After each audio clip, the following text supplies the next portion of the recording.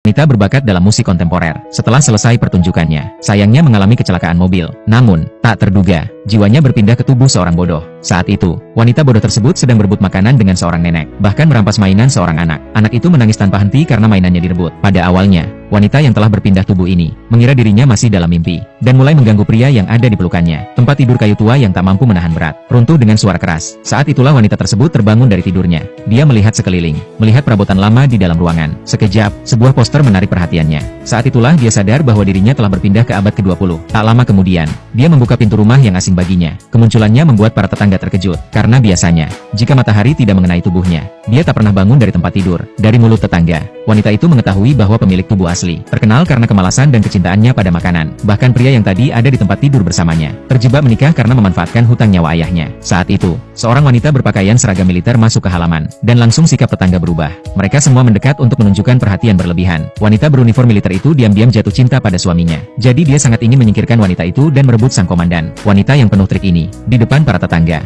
bertindak sangat bijaksana dan pengertian. Untungnya, suaminya tidak begitu tertarik padanya. Saat bertemu di luar, mereka hanya saling menyapa singkat, dan kemudian suami kembali ke kamarnya untuk beristirahat. Melihat hal ini, wanita itu merasa sangat marah. Meskipun wanita yang penuh tipu muslihat itu berhasil mengusir pesaingnya untuk sementara, dia tak bisa hanya bergantung pada suami. Jadi, dia memberitahukan suaminya bahwa dia akan mencari pekerjaan untuk menghidupi dirinya sendiri, dan setelah itu mereka akan bercerai. Namun, sebelum suami sempat menjawab, wanita yang penuh tipu muslihat itu, dari sudut, melompat kegirangan mendengar kabar perceraian tersebut. Melihatnya sebagai kesempatan, dia mengejek wanita itu karena gemuk dan jelek, dan mengatakan bahwa lebih baik dia pergi mengambil kotoran sapi. Setelah wanita yang penuh tipu muslihat itu pergi, wanita itu memutuskan untuk membuat masker wajah untuk memperbaiki kulitnya. Namun, di tahun 80-an, bahan-bahan sangat terbatas, jadi dia harus menggunakan bahan-bahan sederhana sebagai pengganti. Kemudian dia pergi ke kelompok seni, di mana guru sedang bingung mencari pemain musik yang cocok. Wanita itu melihat kesempatan dan ingin menunjukkan bakatnya. Namun, saat dia siap untuk tampil, wanita yang penuh tipu muslihat itu muncul dan mulai mengejeknya, mengatakan bahwa selain mengambil kotoran sapi, bagaimana mungkin dia bisa melakukan pertunjukan yang elegan seperti itu? Mereka yang gagal dalam wawancara pun ikut mengejek, mengatakan bahwa wanita itu hanya datang untuk mengacaukan. Namun wanita itu tidak bisa menerima penghinaan seperti itu. Kemudian dia memutuskan untuk menggunakan biola yang belum pernah dipakai. Tapi yang mengejutkan, biola itu sangat langka pada masa itu, dan tidak ada seorang pun di kota yang bisa memainkannya. Mereka takut dia akan merusaknya dan tidak bisa menggantinya.